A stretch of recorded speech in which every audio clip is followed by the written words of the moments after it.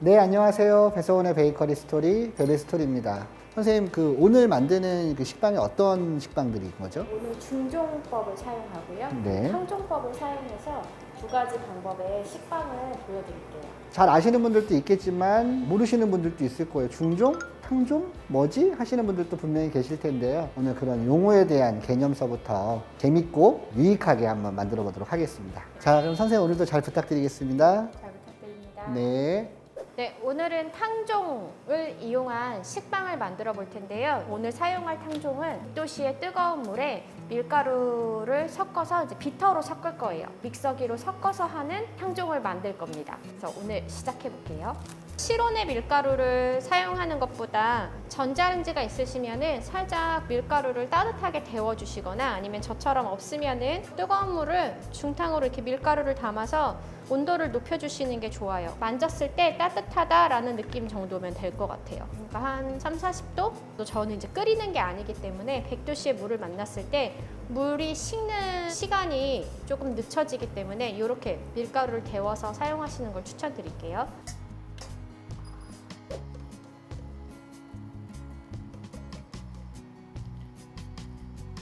끓는 물을 바로 넣어서 익반죽으로 만들어주는 거예요. 얘를 글루텐을 잡거나 뭔가 완벽한 반죽을 만드는 게 아니기 때문에 믹서에 비터로 그냥 섞어주는 정도만 생각하시면 될 것 같아요.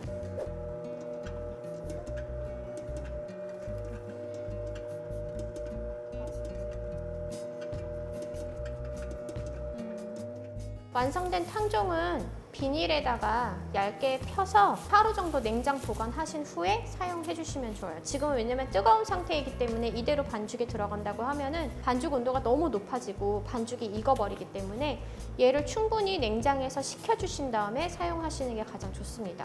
꼭 하루를 넘기지 않아도 아침에 만들어서 오후에 사용하신다던가 이렇게 얘를 충분히 식히신 다음에 사용해 주시는 게 가장 좋습니다. 저는 이렇게 비닐에 싸서 냉장으로 들어갈게요.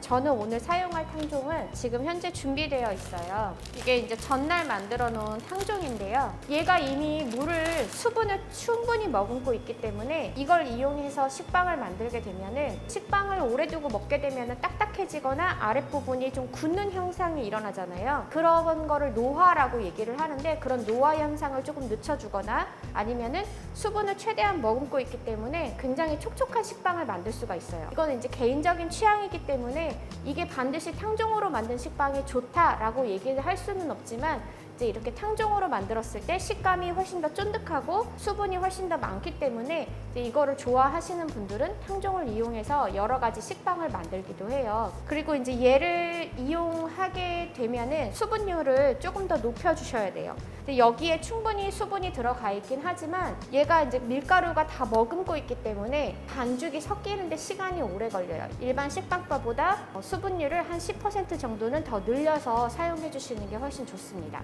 밀가루에 버터와 설탕, 소금, 그리고 이스트까지 이 볼 안에 모두 다 담겨 있고요. 얘를 넣고 반죽을 시작해 보겠습니다. 물과 우유를 사용해서 반죽을 하는데요. 물은 이미 탕종 안에 모두 다 들어가 있기 때문에 지금 저는 우유만 계량을 했습니다. 그리고 지난번과 마찬가지로 저는 꿀을 조금 더 섞어서 촉촉함을 더 유지하려고 해요.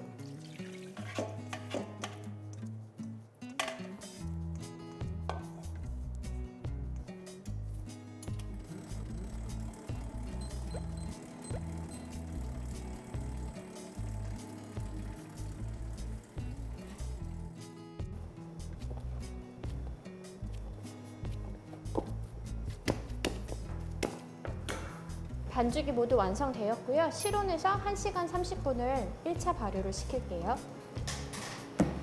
이제는 두 번째 중종을 이용한 식빵 반죽을 만들 건데요. 중종이라는 거는 식빵을 만들려고 하는 밀가루의 30%에서 50% 정도를 덜어낸 후에 이스트와 물을 섞어서 먼저 반죽을 만들어 놓는 거예요. 그렇게 한 2시간에서 3시간 정도 미리 만들어 둔 후에 그 사전 반죽을 일부 발효를 시키고 그 반죽에다가 나머지 밀가루와 나머지 재료를 모두 섞은 다음에 반죽을 하는 건데, 이 중종의 장점은 1차에서 이미 발효를 시켰잖아요. 그렇기 때문에 실제 본 반죽을 할 때에 반죽이 빨리 섞이고 빨리 반죽이 돼요. 그래서 이제 업장에서 대량으로 많이 만드는 경우에 이 반죽법을 사용할 때 아주 유리하게 되는 거죠. 왜냐면 반죽 시간이 단축되고 그 다음에 발효 시간도 1차 발효 시간도 훨씬 더 줄어들기 때문에 이 방법을 많이 사용하고 계시는 거예요. 그 다음에 이제 묵은 반죽을 사용하는 경우가 있는데, 묵은 반죽이라고 하는 경우는 전에 식빵을 만들거나 크로와상을 만들거나 이렇게 버터가 들어간 반죽을 성형을 하다 보면은 분할을 하고 남았을 때 그 반죽들을 모아둔 다음에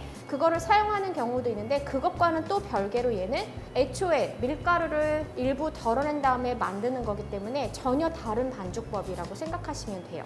그래서 지금 중종을 먼저 만들어 놨어요. 나머지 재료들을 모두 다 섞어서 반죽을 시작해 보겠습니다.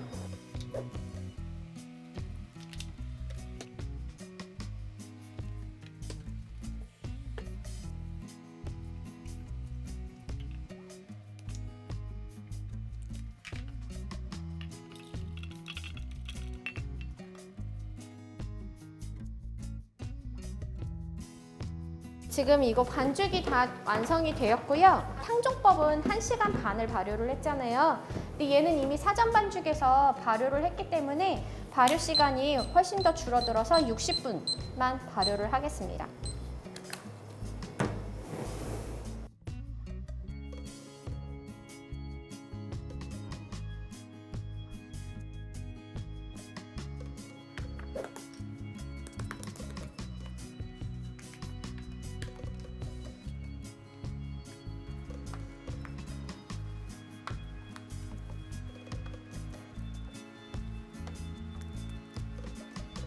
예비 성형이 모두 마쳤고요.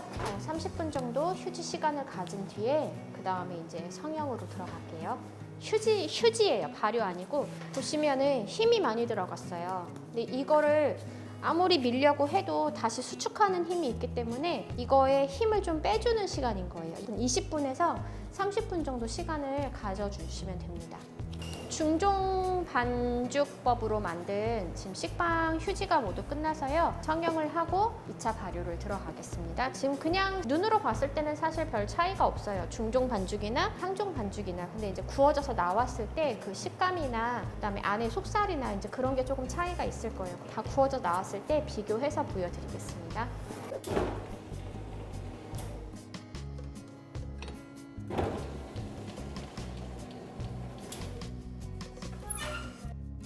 만졌을 때는 조금 차이가 있기는 해요. 이제 탕종이 좀 더 쫀득한 느낌이 있어요. 얘보다는.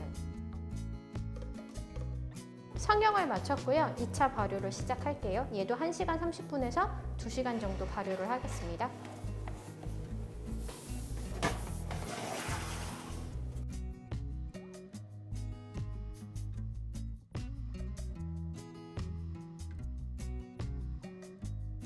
네. 2차 발효가 모두 완료되었고요. 데크로 들어가서 구워 보겠습니다.